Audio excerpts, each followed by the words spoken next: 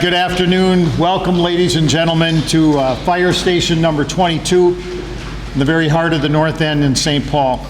We're here today to present the Fire Department's highest award for civilian bravery to a young St. Paul father and a St. Paul Parks and Recreation Department employee, Donnell Gibson. On April 1st of this year, Donnell repeatedly put himself in grave danger in order to rescue 10 people from a burning duplex on Front Avenue. Few people would have stopped and helped. Fewer still would have braved the heat and the smoke, and only those with a true devotion to other people would have repeatedly risked their own life to save a family that they didn't previously know. Donnell Gibson is that kind of rare individual who puts others before himself, and even at the risk of his own life. I'm going to take you back to the first week of April 2015. It was 80 degrees that day. The metro area had a number of wind-driven fires that had blown up across the metro area. And just the previous night, St. Paul Fire had a very serious fire at the Colonnade apartment building where there were 3 people injured, 1 critically. He has subsequently passed away, and our firefighters were injured as well. So it was a busy week, and fire was on our mind, if you will. A 911 caller reported arcing wires in the back of the home at 398 Front Avenue. Less than a minute later, that arcing had become a grass fire, and the wind had whipped that fire into the back of the house and against the neighboring home at 402 Front Avenue. Multiple fire companies were dispatched. They fought the blaze for several hours, and before the afternoon was over, 3 homes, several garages, several cars were damaged or destroyed. 3 families were displaced. Fire had spread across Front Avenue to the boulevard on the north side and even to the alley to the north. Wind-driven fires can be extremely dangerous and hot. They spread rapidly and they burn incredibly quickly. Even before fire crews were called, the Front Avenue families there were at risk of being killed in this challenging fire. And thanks in large part to Mr. Donnell Gibson, no lives or serious injuries resulted from this fire. Donnell, I want to welcome you to Station 22 this afternoon. You're in the company of firefighters who've taken an oath to risk their lives in the service of other people, and it's a true honor and privilege to have you here today because you did the same thing. You lived up to that oath without even taking that oath, so thank you. I'd like to welcome Councilmember Amy Brenmore. Amy, are you here? Amy has been a true advocate and tireless champion for Rice Street and the North End neighborhood and its neighbors, and always a pleasure to have you with us in the fire station, so welcome. Would you like to say a few words? Or okay, well, welcome today. It's also my honor to welcome and introduce Mayor Christopher B. Coleman. Throughout his career, Mayor Coleman's been a tireless champion for the city of St. Paul, for its neighborhoods and its residents, for the public safety personnel, police and fire and emergency management that make this city truly the most livable city in America. It is always my pleasure to have him with us. So Mayor Coleman, thanks, Chief. Welcome. Thanks, Chief. Well, good afternoon, ladies and gentlemen. I am so proud to be here with Donnell this afternoon. I want to thank the Chief for his recognition of Donnell's efforts as he has recognized other individuals in the past for meritorious service. I think it is incredibly important that we recognize people that go above and beyond duty, that go above and beyond the kind of what is asked of a normal human being to really do something outstanding. It is not surprising, however, that Donnell would do something like that. I first got to know Donnell several years ago when he was attending the EMS Academy. We highlighted his story in one of my State of the City addresses because Donnell has an extraordinary story of perseverance, of determination, of a young man who is determined to just work hard, support his family. There's beautiful kids over here to make his family proud. He became the first member of his family to graduate from high school. It was a very challenging story that led him to that graduation, and he didn't stop there. He kept on going. He went on through the EMS Academy, which is not an easy thing to get through. There's a lot of intense work on the EMS Academy, right? No, it wasn't that easy thing to do, but he kept at it, and is just an incredible a resident of the city of St. Paul who continues to make us all proud. I know that one day he wants to join the ranks of folks like the ones that just came off of a fire over on Sherburne Avenue. The one thing that we know for sure is he passes the bravery portion of whatever test there is in the fire department. He did an extraordinary thing that day, an extraordinary effort, extraordinary, as the chief said, risk to himself. But the fact of the matter is, it wasn't the first time he made us proud. It was just the latest time that he made us proud. And I know that this is a young man with an incredible future in the city of St. Paul. And so we're just, congratulations, Donnell, to you for receiving the Meritorious Service Award. Chief, thank you so much for awarding it to Donnell. And thank you all for being here.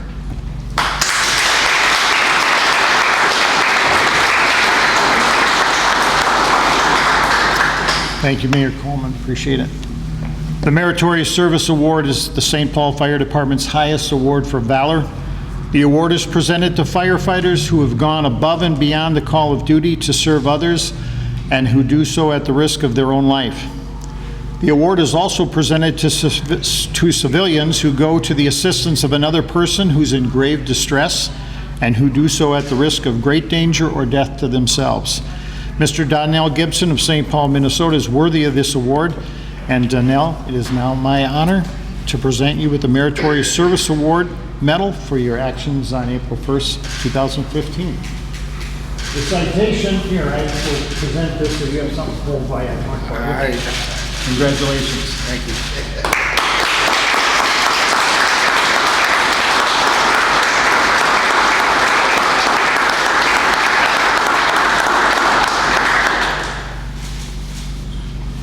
The citation accompanying the award, Donnell, says, Meritorious Service Award, Dear Donnell.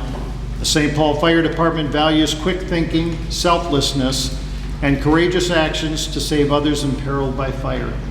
Bold action to save others' lives or property lie at the very heart of community action and at the very core of the American Fire Service. Helping others in times of crisis keeps neighborhoods safe and helps make St. Paul the most livable city in America. Just before 3 p.m. on the very windy afternoon of April 1st, 2015, you were driving with your son, Donnell Jr., to work at the Rice Recreation Center when you spotted a fire at 398 Front Avenue. When you saw the fire, it had already completely consumed one home and extended to 2 parked cars and was threatening the duplex at 402 Front Avenue. You immediately performed a fast U-turn, jumped from your car, stopped your car, jumped out is what the citation says. Went to the aid of 3 children who you saw take shelter in the burning home at 402 Front. You entered the duplex just as the wind-driven flames were impinging on the structure and creating choking clouds of smoke inside the yard and the home. Conditions inside the structure were dangerous due to the smoke and the incredibly fast-moving fire. You rescued a number of people from the duplex and repeatedly risked your own life by re-entering the structure several times to ensure that all occupants were found, alerted to the fire, and escaped or were assisted by you from the dwelling. By the time you had rescued everyone from the duplex, the building itself was on fire. It would go on to suffer extensive fire and smoke damage. Donnell, your decisive and courageous action saved the lives of at least 10 members from the raging fire that day. You also proved to be an exceptional role model for your son, demonstrating a readiness and willingness to help other people you didn't even know, at the risk of your own safety.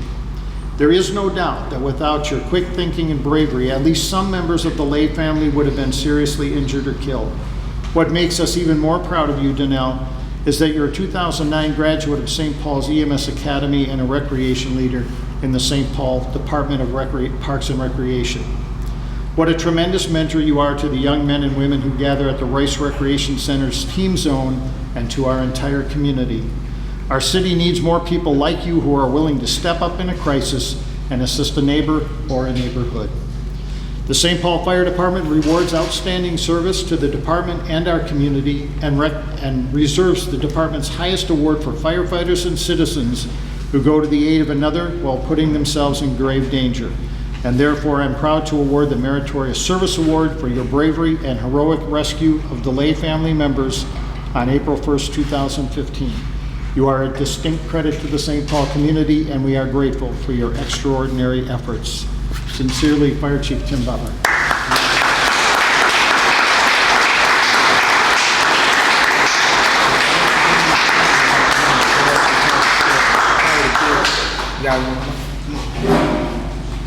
Tell us who you have with us. All right, can I sit this right here? Yeah. I'm a very handsy person. All right, so I got my father, David Harrell. How you doing? I got my daughter, Donasia, Desire, Donnell Jr., Kendall Williams, Latrice Gladney, and Angelica Baldwin.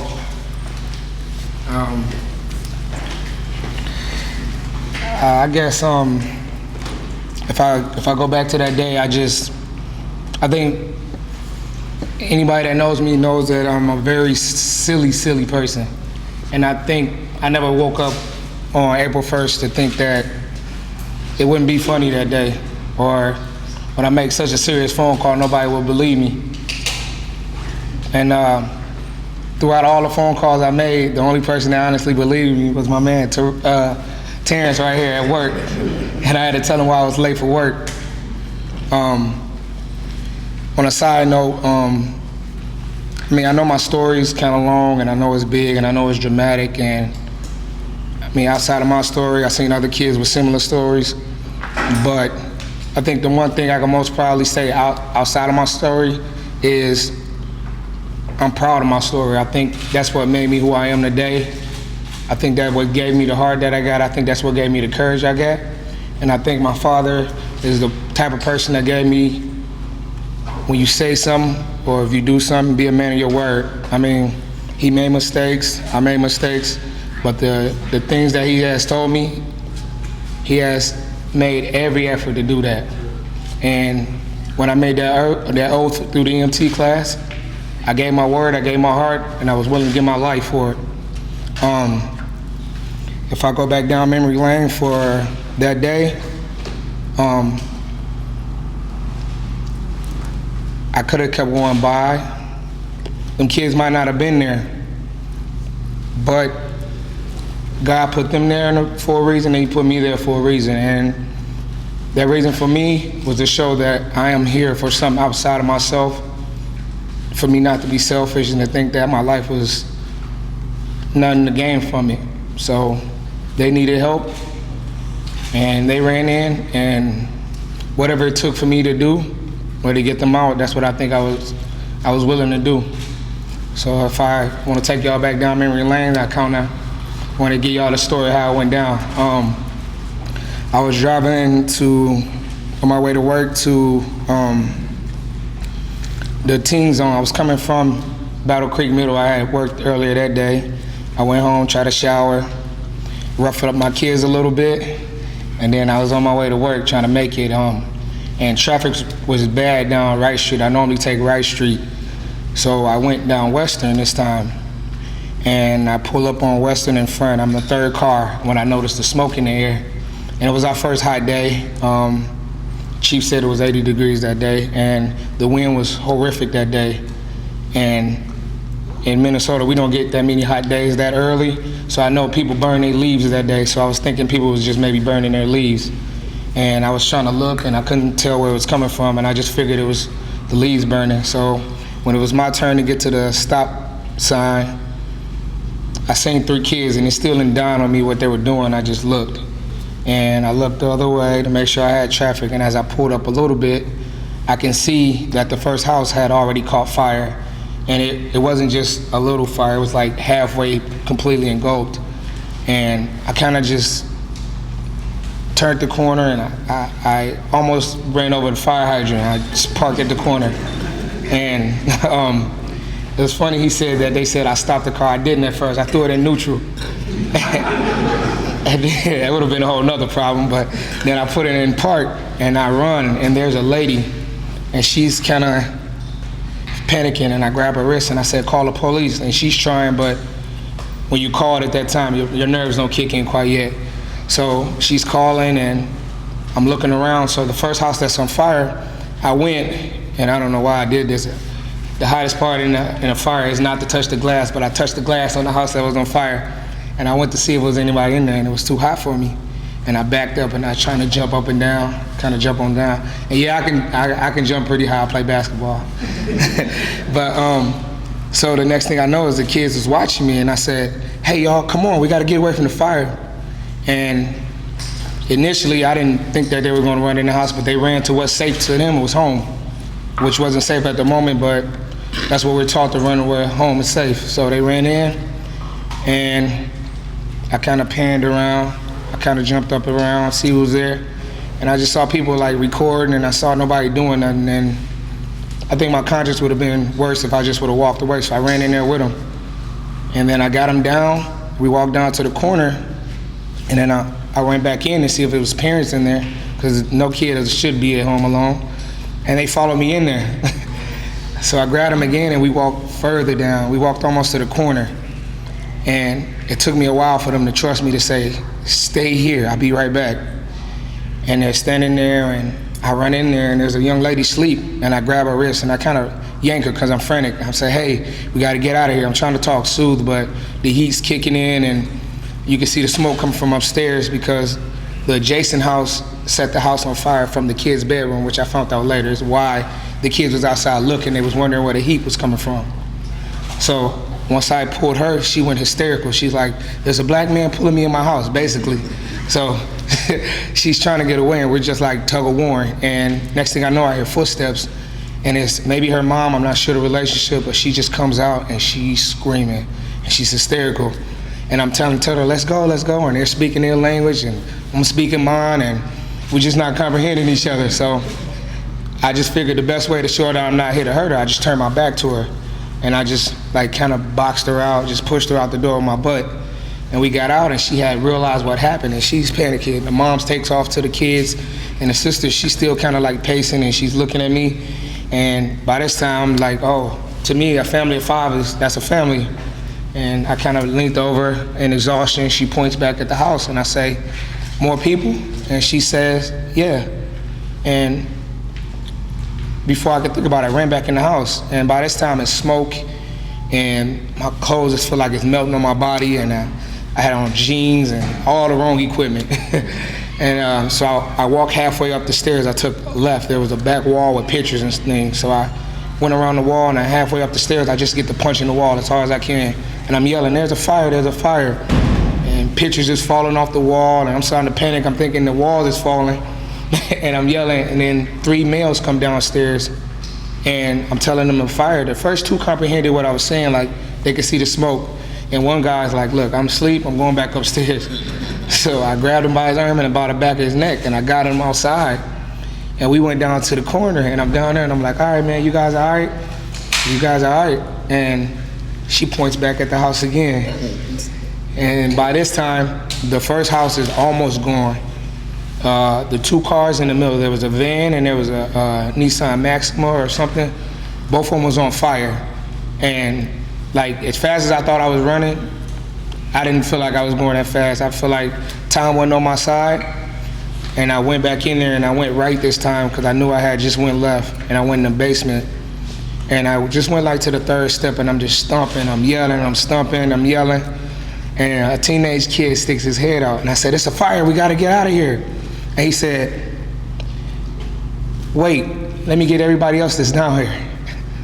And at that moment, I just didn't feel the heat. I didn't feel anything. Like, I feel like he saved us, because out of all the people that I was talking to, he understood me. So then he comes up, and I take all of us go, and we go down to the corner, and they're hugging me, we're crying. And I hugged him, and he said, why? I said, you saved us. And the fire truck had started to come, so they came one way, and if anybody knows about fire, it's not enough water to put out a house without the hydrant. So I go down, and I'm trying to tell them the hydrant, but they're looking at me like I'm a pedestrian, so they pass me. I start And you know, everybody got their phone out. It's media of right now, so everybody's trying to record now, and cars are driving by. So I started directing traffic. I started making people go around the back alley until the fire truck came, and I showed him where the hose was. And he pulls up the hose, and I finally get my chance to try to leave, and I'm on my way, and I'm like, oh my God.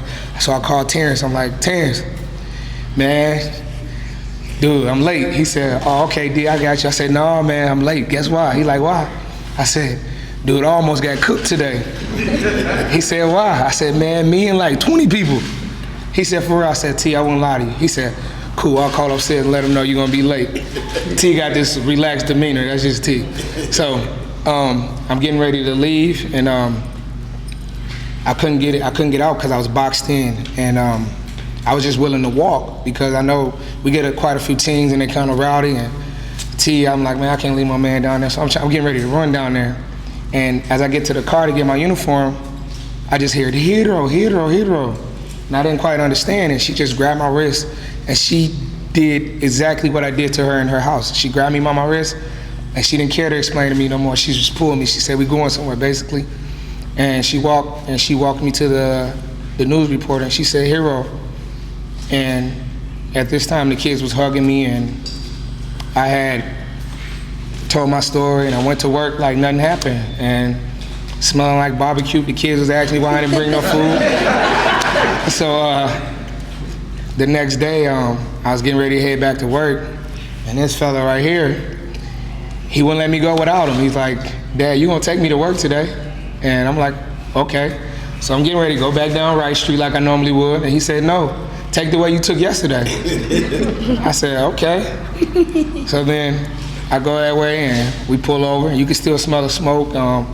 Debris from 2 houses was sitting there. And I mean, when you see the houses from where it was and where it is now, it's completely different. So it was just rebel, it was smell, it was people taking pictures. And he said, Dad, but I want to see the house you went into. I said, that's it? He said, there ain't no house. I said, that's it. He said, wow, Dad, I almost lost you. And I don't know, the day before, I didn't have no emotions about anything. Like, I was happy that they got out. And it didn't dawn on me that what I had done, most people wouldn't do until that day. Because without me thinking, I jumped in. But if the bad side of it all would have happened, they would have lost out.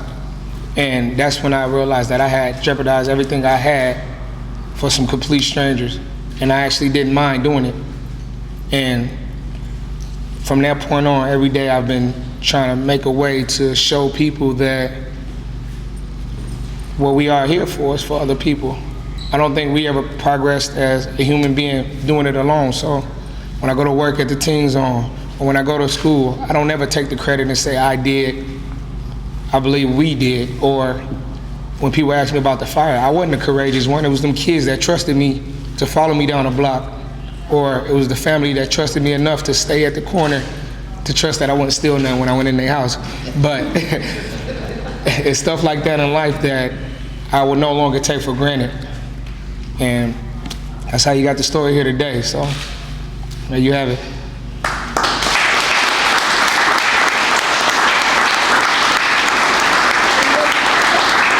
Taiwan.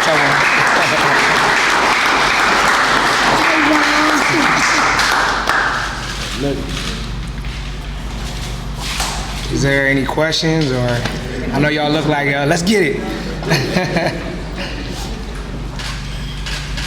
Questions for Donnell? Yes, sir. Any progress toward getting to the fire department? What's your next step? Well, my relationship just got that much better. But outside of that, I will be actually coming to them for some assistance. Outside of this, I was humbled enough to link with a mentor of mine, and we came up with this concept of a nonprofit.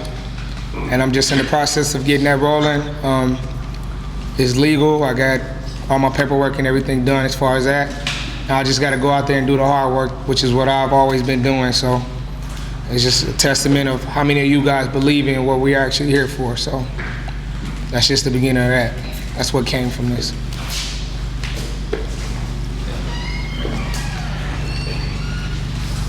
Yeah, I'm proud of my son.